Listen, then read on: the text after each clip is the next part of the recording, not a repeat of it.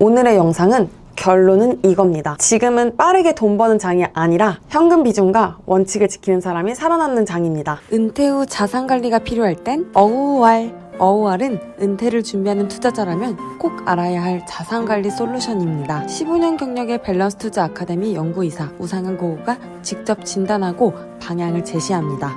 현재 자산 점검, 투자 성향 분석, 은퇴 이후 현금 흐름 설계까지 정보의 바닥 장영민 BFA가 함께하는 1:1 맞춤 멘토링을 통해 은퇴를 준비하는 투자자의 길잡이가 되어드립니다. 이제는 불안한 투자 말고 계획 있는 자산 관리가 필요할 때입니다. 은퇴를 준비하는 투자자라면 어우알. 이 영상은 특정 종목 추천이나 매수 권유가 아니며 모든 투자 판단의 최종 책임은 투자자 본인에게 있습니다.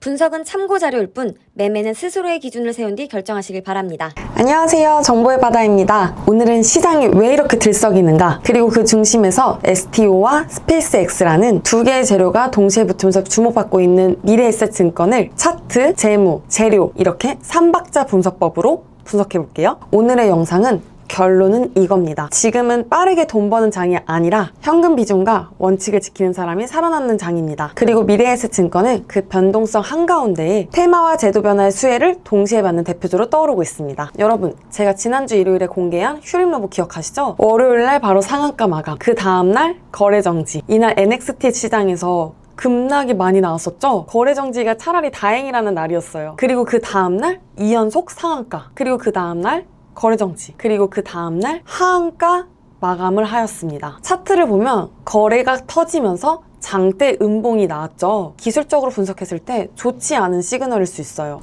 흥분 구간이 끝나고 단기 가열이 꺼지고 있다라고 판단할 수 있습니다. 불꽃놀이가 예쁘게 터질 때는 화려하지만 가장 크게 터진 다음에 연기가 남죠. 거래가 터지면서 장대 음봉, 그게 바로 그 신호입니다. 그래서 제가 오늘 드리고 싶은 말은 지금 같은 장세에서는 테마를 갖추는 것보다 리스크를 지키는 능력이 가장 중요합니다. 코스피 5000 시대, 머니무브, 주주환원, AI 시대의 새 톱10. 이번 주 시장 정말 역사적인 장면이 나왔죠. 코스피가 장중 5021.13포인트까지 치솟았고 4990포인트로 마감했습니다. 4000포인트 돌파한 지 석 달 만에 5000포인트. 이건 단순 상승이 아니라 유동성의 방향이 바뀐 사건이에요. 여기서 중요한 키워드가 세 가지입니다. 첫 번째, 코리아 디스카운트 해소. 이재명 정부 출범 이후 주주환원 정책 강화 분위기가 커졌고 시장 참여자들이 한국도 이제 프리미엄 받을 수 있겠다로 심리가 이동했어요. 두 번째, AI 열풍에서 메모리 반도체, 피지컬 AI 실적 기대. AI 시대에는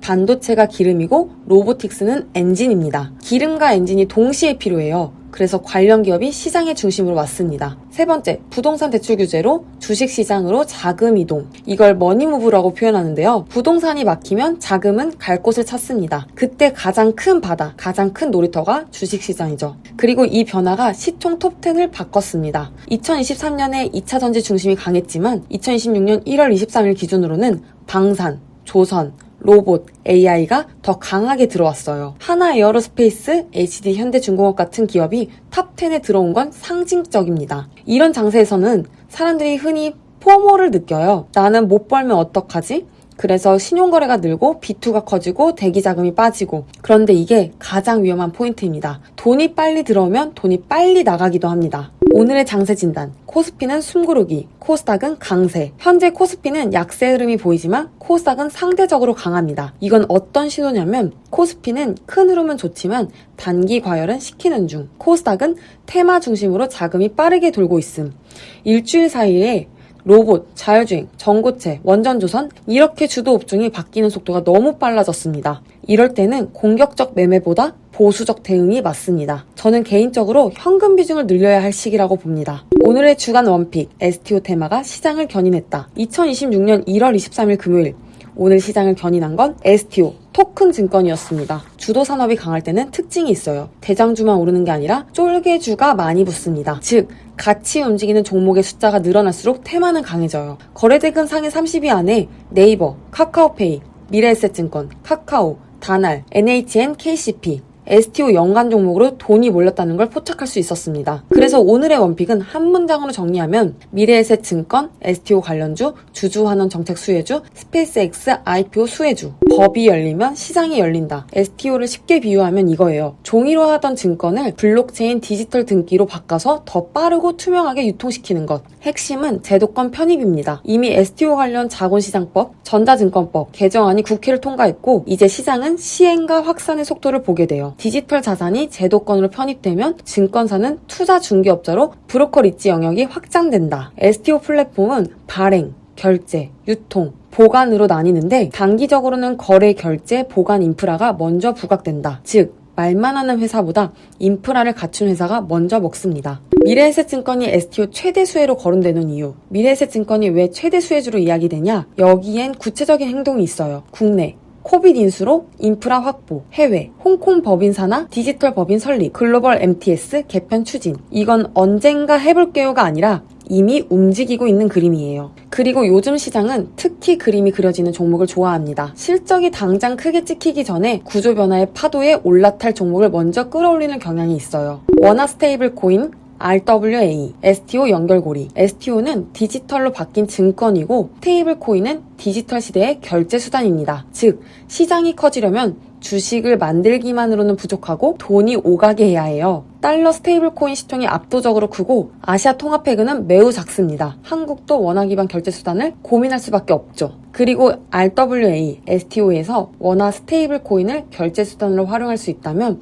STO 시장 확대는 자연스러운 수순이 됩니다. 정리하면 STO는 상품, 스테이블 코인은 결제, RWA는 현실 자산. 이 세 개가 맞물릴 때 시장이 커질 수 있습니다. 스페이스X, IPO 수혜, 투자 자산 평가 이익 기대. 자, 이제 두 번째 축, 스페이스X입니다. 미래에셋 측이 스페이스X에 투자한 금액이 거론되고 IPO 논의 뉴스가 나올 때마다 시장은 평가 이익을 떠올립니다. 여기서 중요한 건 평가 이익이 실적에 언제 반영되냐인데 2015년 4분기에는 영업이익이 4천억 원에 근접하고 지배순이익도 3,600원 안팎이 예상되면서 투자자산 평가 이익 기대감은 이미 선반영, 판관비 상승 가능성. 이게 무슨 의미냐면 지금은 재료가 좋아서 오르지만 가격은 이미 많이 반영됐을 수 있다. 그래서 우리는 항상 재료와 가격을 분리해서 봐야 합니다. 신고가, VA 수급, 시장이 주도주로 인정한 구간, 미래에셋증권은 최근 신고가 경신, VI 발동, 그리고 장중 외국인 기관 수급이 강하게 들어오는 흐름이 포착됐죠. 또 중요한 건 최근 일주일 단위로 보면 외국인 순매도 대 기관 순매수처럼 주체별로 엇갈린 구간도 있었어요. 이게 왜 중요하냐면 외국인이 팔면 나쁜 거 아니에요? 라고 생각할 수 있는데 주도주 구간에서는 오히려 이런 그림이 자주 나옵니다. 외국인 매도를 기관이 받아내면서 주도권이 바뀌는 구간이 나오는 거예요. 파생, 주식 선물 옵션, 가격 제한폭 확대, 변동성의 공식 경고 등. 그리고 오늘 가장 강력한 신호 중 하나가 주식 선물 옵션 가격 제한폭 2단계 확대 요건 도달이었습니다. 판단 기준 종목 체결가가 기준가 대비 10% 상승, 5분 후 가격 제한폭 20%로 확대, 플러스 20%면 30%로 추가 확대. 이건 쉽게 말하면 차가 너무 빨리 달리니까 고속도로에서 안전장치를 더 강하게 건다라는 뜻이에요. 즉, 현물만 움직인 게 아니라 파생 레버리지 자금도 강하게 붙었고 그만큼 변동성이 커졌다는 뜻입니다. 그래서 이런 구간에서는 기분 좋아서 몰빵할래는 절대 금물이고 내 원칙대로 분할, 손절, 현금 비중을 늘리는 이게 정답입니다. 섹터 관점, 증권사 테마가 강해지는 구조. 증권주가 왜 세냐? 정말 간단해요. 거래대금이 늘면 증권사의 브로커리지 수익이 늘어날 가능성이 커지기 때문입니다. 게다가 2026년은 주주환원 강화 분위기, STO의 제도 변화, 거래 시간 연장 논의까지 겹치면서 증권사가 정책과 유동성의 수혜 업종이 되었습니다. 여기서부터는 미래에셋증권을 차트 기준으로 분석해 보겠습니다. 지금이 꼭 사야 하는 자리인가가 아니라 지금 시장이 이 종목을 어떻게 대하고 있는가에 집중해 볼게요. 차트 분석에서 가장 먼저 봐야 할 건 일봉이 아니라 연봉입니다. 돈의 주인들이 보는 시계이기 때문이에요. 미래에셋증권의 연봉 차트를 보면 2024년에서 2025년 동안 아주 오랫동안 박스권에 갇혀 있다가 2026년에 들어서며 장기 박스권 상단을 명확하게 돌파, 그리고 올해 대형 양봉이 출현했습니다. 이건 단순히 주가가 좀 오른 것이 아니라 평가 구간이 바뀌는 신호, 즉 디스카운트 구간에서 재평가 구간으로 넘어갔다는 뜻입니다. 여기서 중요한 포인트는 하나예요. 연봉에서 돌파가 나왔다는 건 이 종목을 바라보는 시장의 체급이 달라졌다는 뜻입니다. 두 번째, 장기 이동평균선의 변화, 추세 전환의 핵심. 연봉 기준으로 보면 장기 이동평균선이 완만하게 올라오기 시작했고 주가는 그 위에서 안착하려는 흐름을 보이고 있습니다. 이건 무엇을 의미할까요? 이제 하락을 걱정하는 종목이 아니라 조정이 오면 어디까지 버틸 수 있는가를 보는 종목이 됐다. 즉, 미래에셋증권은 단기 테마주가 아니라 중장기 포트폴리오에 편입 가능한 증권주의 차트로 바뀌고 있습니다. 세 번째, 이제 일봉입니다. 단기 과열은 맞습니다. 자, 이제 현실적으로 봐야 할 부분입니다. 2026년 1월 23일 일봉. 이 봉은 굉장히 중요합니다. 역사적 신고가 경신, 거래대금 폭발, 장중 고점 형성, 변동성 확대. 차트 용어로 표현하면 단기 과열과 변곡 가능성이 동시에 존재하는 봉입니다. 그래서 이 자리에서는 우리가 해서는 안 되는 행동이 있습니다. 지금 안 사면 못 갈 것 같아서 추격 매수. 오늘 양봉이니까 내일도 무조건 오른다라는 생각. 이 봉은 사라고 주는 봉이 아니라 기준을 잡으라고 주는 봉이에요. 그럼 이 봉을 어떻게 활용해야 할까요? 이달의 고점과 저점은 앞으로 단기 매매자와 중장기 투자자 모두에게 기준선이 됩니다. 이 고점을 힘있게 돌파하며 안착하면 추세 지속. 반대로 거래대금이 줄면서 밀리면 숨고르기 또는 눌림목 구간 진입. 중요한 건 이 조정의 추세 붕괴가 아니라 속도 조절일 가능성이 크다는 점입니다. 왜냐하면 연봉은 이미 돌파했고 중장기 이동평균선은 살아있고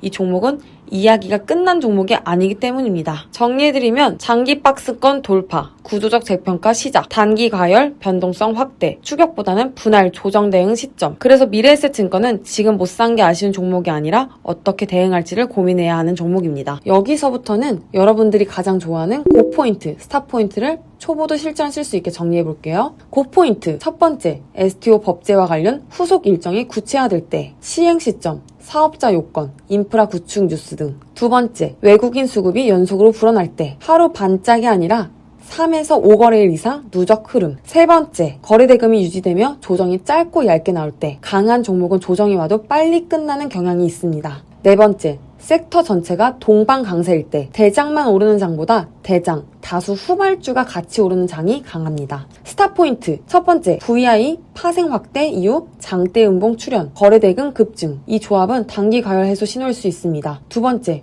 재료는 같은데 고점이 높아지고 저점이 무너질 때 추세가 깨지는 초입 신호입니다. 세 번째, 뉴스가 좋은 이야기만 반복되는데 주가는 못 갈 때 재료 소진 가능성이 있습니다. 네 번째, 포모가 커질수록 신용, B2가 늘어날 때 시장 전체 변동성 확대 구간으로 보수적 접근을 하길 바랍니다. 고는 제도, 수급, 섹터가 동시에 맞을 때, 스탑은 과열 신호, 장대 음봉, 레버리지 확대가 겹칠 때. 오늘 정리하자면 미래에셋증권은 단순한 증권주가 아니라 STO 법제화, 스페이스X, 증권사 섹터 이 세 가지가 겹치는 종목입니다. 다만 지금 시장은 테마가 너무 빠르게 바뀌고 변동성이 큰 시장이라 저는 현금 비중을 늘리고 보수적으로 원칙을 지키는 전략이 필요하다고 봅니다. 그리고 마지막으로 안내해드릴게요. 은퇴를 준비하시거나 은퇴를 이미 하신 분들, 큰 수익보다 안정적인 투자 수익을 목표로 하시는 분들, 저희가 멘토링 서비스를 제공하려고 합니다. 밸런스 투자 아카데미 연구이사인 우상현 고고님께서 직접 컨설팅을 해드릴 거고요. 그리고 저 정보회받아 장영민 BFA 멘토가 함께합니다. 시장을 보는 기준, 현금 비중과 리밸런싱, 무리하지 않는 매매 원칙, 내 상황에 맞는 투자 루틴, 이런 것들을 실전 중심으로 도와드릴게요. 원하시는 분들은 전화를 주시거나 아래 신청 링크를 작성해주세요. 그리고 이번 주 금요일 30일 오후 4시에 저희 밸런스톡 카페에서 여성 투자자를 위한